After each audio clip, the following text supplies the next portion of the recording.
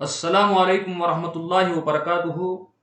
दोस्तों, मेरा नाम मोहम्मद है। मैं आप तमाम का मेरे इस चैनल प्रेजेंटेशन स्किल्स के अंदर दिली इस्तकबाल करता हूं। आज के इस वीडियो में मैं आपको सिखाऊंगा कि आप किस तरीके से एक बेहतरीन खूबसूरत wall clock power point presentation के अंदर बड़ी आसानी के साथ बना सकते हो। मैं आपसे उम्मीद करूंगा कि आप मेरे बताए हुए प्रोसीजर को स्टेप बाय स्टेप फॉलो कीजिए, ताकि आप भी इसी तरह एक खूबसूरत वॉल क्लॉक अपने घर बैठे बैठे पावर पॉइंट में बना सको। ठीक है, उसके लिए हमें एक सर्कल चाहिए होगा। ठीक है ना? तो हम इसका आउटलाइन हटा देते हैं। ठीक है, और इसका साइज हम दे देते हैं 5.5 inches, both height and width. ठीक है ना? उसके बाद हम क्या करेंगे, इसको सेंट्रली अलाइन कर लेंगे।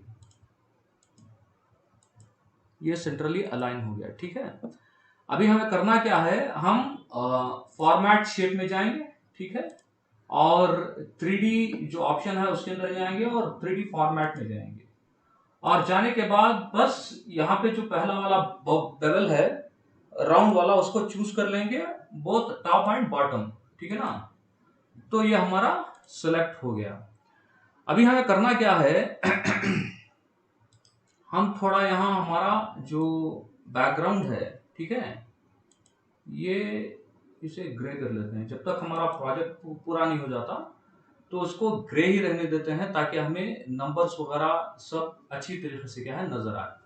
अब हमें करना क्या है, इसके अंदर हमें हमें नंबर्स लगाने पड़ेंगे। और आप अच्छी तरह ये बात जानते हैं कि अगर आप यहाँ पर नंबर टाइप करोगे, ठीक है, और मैन्युअली इसको ले जा करके यहाँ पर एडजस्ट करने की कोशिश करोगे तो ये ऊपर नीचे हो जाएगा। ठीक है ना? अब उसके बाद यहाँ इसका डुप्लीकेट बनाओगे और इसको यहाँ ले जा करके रखोगे इस तरीके से।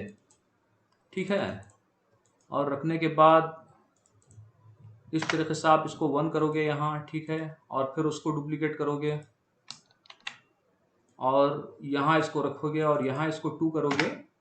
तो एक के बाद दीजिए, आप अगर इस तरीके से एक क्लॉक के अंदर जो कि सर्कुलर होती है, तो उसको आप इस तरीके से अलाइन करने की कोशिश करोगे तो कभी आप उसके अंदर एक्यूरेटली नंबर्स को अलाइन नहीं कर पाओगे। तो इसीलिए इसका एक आसान तरीका मैंने पहले भी आपको हमारे इस चैनल में बताया है, और आज भी मैं आपको वो तरीका आपको बताता हूं। ठीक है, तो चलिए सबसे पहले हम एक नई स्लाइड ले लेते हैं।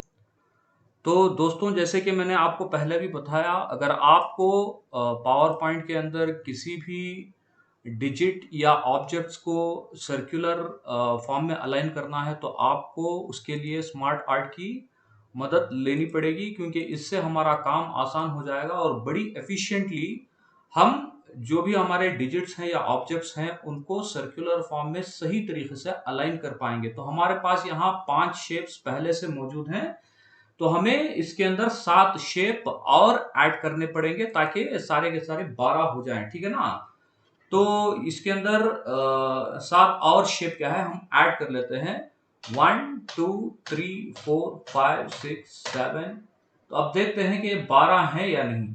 1 2 3 4 5 6 7 8 9 10 11 12।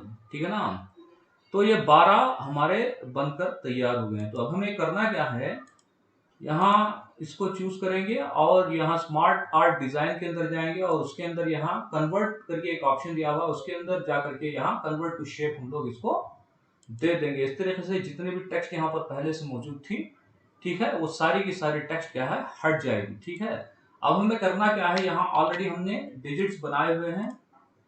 ठीक है, ऑलरेडी हमने ये डिजिट्स बनाए हुए हैं। डिजिट्स को क्या है कंट्रोल एक्स के जरिए से हम कट करेंगे और यहाँ पर उसको पेस्ट कर देंगे। ठीक है, तो हमें करना क्या है, यहाँ जो थोड़ा बहुत डिसअलाइनमेंट है उसको ठीक से अलाइन कर लेते हैं। ठीक है, तो आप इसकी मदद से अगर यहाँ पर अलाइनमेंट करेंगे तो बिल्कुल सही तरीके से ये नंबर्स आपके क्या है अलाइन हो जाएंगे। ठीक है, इसीलिए मैं कहता हूँ कि पावर पॉइंट के अंदर ऑलरेडी जो टूल्स मौजूद हैं उन टूल्स को हमें सही तरीके से इस्तेमाल करने का हमें तरीका सीखना चाहिए। आपको बस नंबर्स बनाने हैं, उनको कॉपी पेस्ट कीजिए और उसके बाद यहाँ ठीक से अलाइन कर लीजिए। थोड़ा ही वक्त लगेगा आपको, ठीक है। और आप जिस तरीके से इन नंबर्स को अलाइन करना चाहते हैं पावर पॉइंट के अंदर बड़ी खूबसूरती के साथ आप प्रेजेंटेशन बनाते ही हैं अपने किसी भी टॉपिक को खूबसूरत बनाने के लिए, तो इस तरीके से देखिए थोड़े ही वक्त में ये सारे के सारे नंबर्स है ना, ये बनकर तैयार हो गए। अब हमें इन शेप्स की कोई जरूरत नहीं है, हम उसको सेलेक्ट करेंगे और उसको डिलीट कर देंगे, ठीक है। उसके बाद यहाँ क्या करेंगे, इन सारे नंबर्स को चूज करेंगे। सबसे पहले तो हम इनका कलर चेंज करेंगे व्हाइट, ठीक है ना। उसके बाद कंट्रोल जी दबा करके हम इनको ग्रुप कर लेंगे, ठीक है। अब उसके बाद हम क्या करेंगे, इन नंबर्स को क्या है सेलेक्ट करके कंट्रोल एक्स करेंगे, ठीक है। और उसके बाद यहाँ ले आकर इसको पेस्ट कर देंगे, ठीक है। अब हमें इन दो स्लाइड्स की कोई जरूरत नहीं, इनको डिलीट कर देते हैं, ठीक है। अभी हमें करना क्या है, ये जो शेप हमारा इनिशियली जो शेप था इसका साइज हमने दिया था 5.5 इंचेस, ठीक है। अब हमने ये जो नंबर्स बनाए हैं ना, ठीक है, ये नंबर जो हमने बनाए हैं इसका साइज दिखा रहा है 5.4, तो हम इसको क्या करते हैं 5/5 दे देते हैं, ठीक है। तो इस तरीके से ये क्या है बनकर तैयार हो गया। अब यहाँ पर जो डिसअलाइनमेंट दिख रही है इसके बारे में ज्यादा फिक्र करने की जरूरत नहीं, क्योंकि अगर आप कंट्रोल ए प्रेस करके यहाँ अलाइनमेंट में जाएंगे और वहां जाकर के अलाइन सेंटर देंगे पहले, उसके बाद अलाइन मिडल देंगे, तो ये खुद ब खुद क्या है सही जगह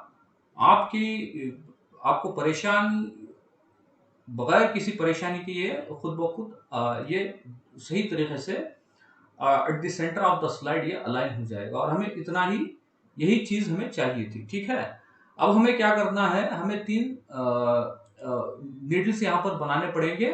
तो हम क्या करेंगे, यहाँ हम उसको एक जो लाइन है इसको चूज करेंगे, ठीक है। और इसको यहाँ पर स्लाइड के बीचों बीच जिस तरीके से यहाँ हमें गाइड्स दिखा रहे हैं, तो वहां पर हम अपना कर्सर लाएंगे, शिफ्ट की दबाएंगे सबसे पहले ताकि ये इधर उधर ना मुड़े, ठीक है।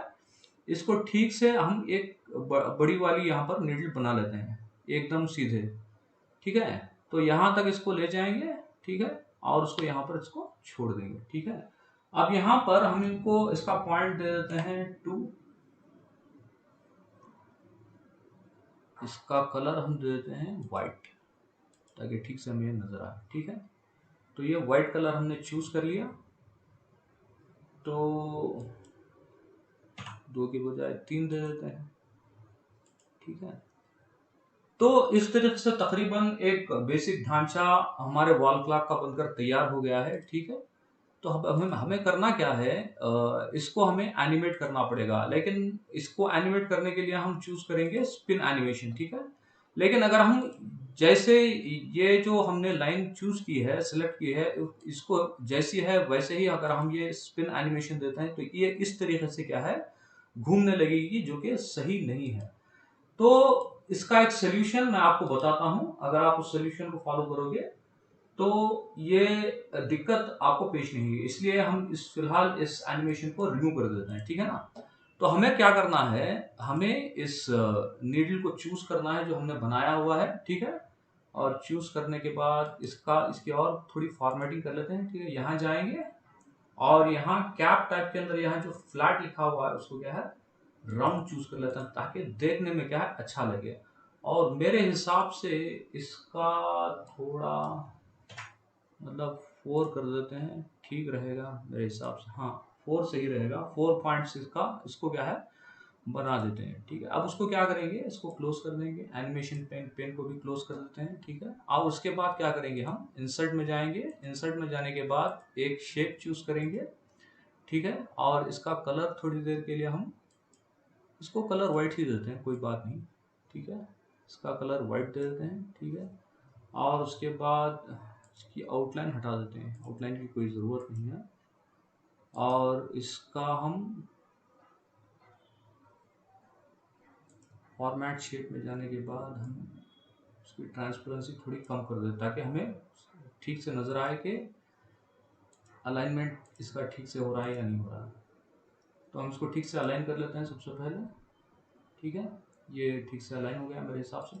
अब हमें करना क्या है, कंट्रोल शिफ्ट की प्रेस करके इसको एक्सपैंड करना है जब तक ये नीडल के किनारे तक ना चला जाए। तो जैसे वो जाए वहां पे तो हम उसको मतलब हम अपना जो माउस है उसको हटा देंगे। ठीक है, अब ये सही तरीके से मेरे हिसाब से ये दोनों चीज़ें अलाइन हो गई हैं। अब हमें करना क्या है, इसको सेंड टू बैक करेंगे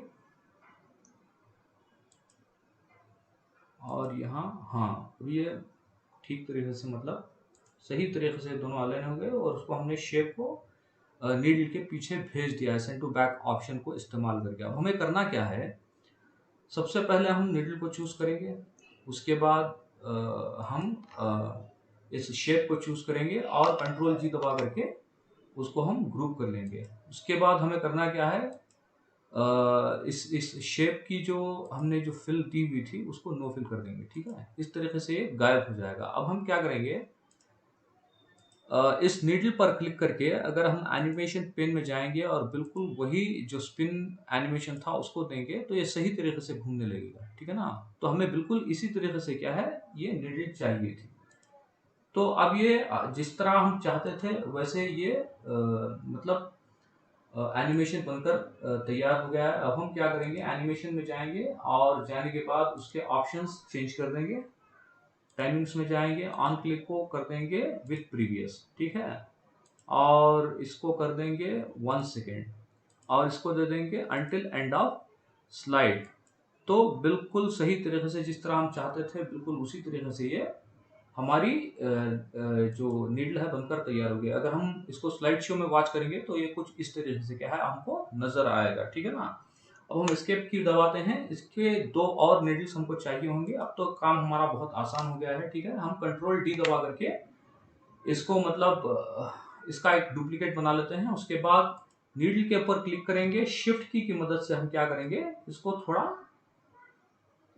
थोड़ा इसका हाइट हम घटा देंगे। ठीक है, उसके बाद क्या करेंगे, फॉर्मेट शेप में जाएंगे। फॉर्मेट शेप में जाने के बाद हम क्या करेंगे, इसको इसके पॉइंट इसको एक पॉइंट इसको बढ़ा लेते हैं। ठीक है ना, ये मेरे हिसाब से काफ़ी रहेगा, फिर 6 कर देंगे, 5 काफ़ी रहेगा मेरे हिसाब से,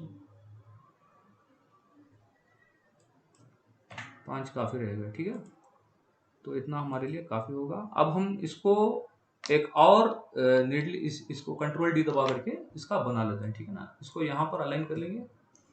अलाइन करने के बाद हम क्या करेंगे, शिफ्ट की को प्रेस करके इसको और थोड़ा छोटा कर लेते हैं। ठीक है, ठीक है, अब ये बिल्कुल सही तरीके से क्या है नीडल्स हमारा बन करके तैयार हो गया। हम क्या करेंगे, इसके ऊपर क्लिक करेंगे और क्लिक करने के बाद ठीक है इसको हम 6 पॉइंट्स दे देते हैं या फिर 7 पॉइंट्स भी दे सकते हैं या फिर 6 पॉइंट्स काफ़ी रहेगा मेरे हिसाब से। एक एक पॉइंट बढ़ाते जाएंगे तो इतना काफ़ी होगा मेरे हिसाब से। उसका साइज भी हमने छोटा कर लिया है। अब यहाँ सिर्फ हमें ये करना है कि इसके जो एनिमेशंस हैं इन एनिमेशंस के अंदर हमको जाना पड़ेगा और इसको चूज हमने किया था, इसको हम कर देंगे 5 सेकेंड्स। ठीक है, until end of the slide सही है ये वाला।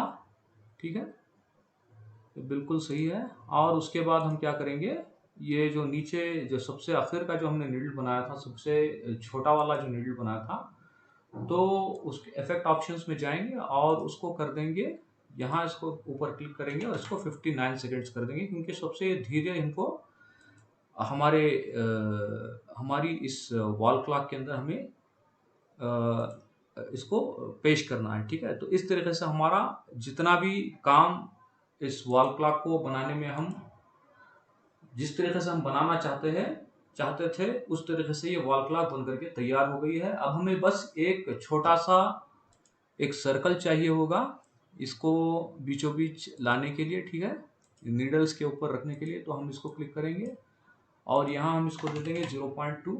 ठीक है, 0.2 और उसके बाद क्या करेंगे, हम इसको चूज करेंगे और इसको कर देंगे मतलब नो आउटलाइन और इसको वाइट कलर का बना देंगे। ठीक है, फिल ऑप्शन में जाकर के अब हमें करना क्या है, ये मतलब 3 नीडल्स अलग अलग पड़ी हुई हैं और एक सर्कल भी है जिनको हमें सेंट्रली अलाइन करना है।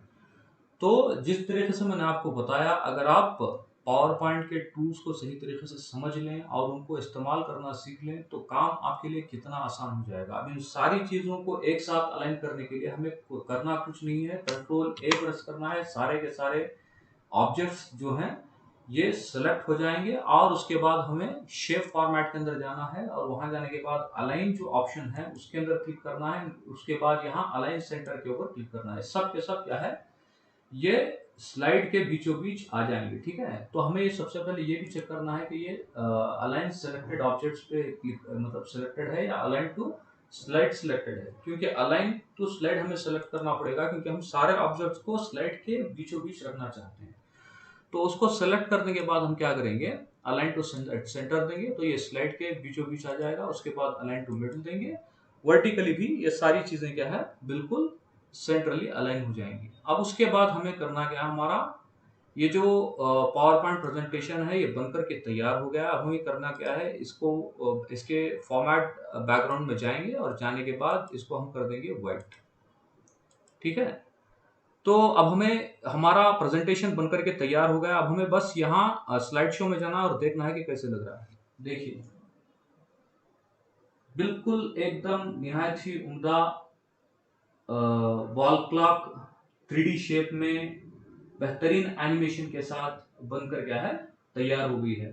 तो दोस्तों अगर आपको ये वीडियो पसंद आता है तो आप ज़्यादा से ज़्यादा इस वीडियो को अपने दोस्तों के साथ शेयर कीजिए और हमारे चैनल को सब्सक्राइब कीजिए। इससे हमें मदद मिलेगी और इससे हमें एनकरेजमेंट मिलेगा। हम ऐसे ही इंफॉर्मेटिव वीडियोस आपके लिए बनाकर लाते रहेंगे और हमारी कोशिश रहेगी कि आप बेहतरीन तरीके से और बड़ी आसानी के साथ पावर पॉइंट के अंदर प्रेजेंटेशन बनाना सीख लें और बड़े ही इफेक्टिव और बेस्ट इन क्लास प्रेजेंटेशन आप बना सकें। हमारे इस वीडियो को देखने के लिए मैं आपका धन्यवाद करता हूं।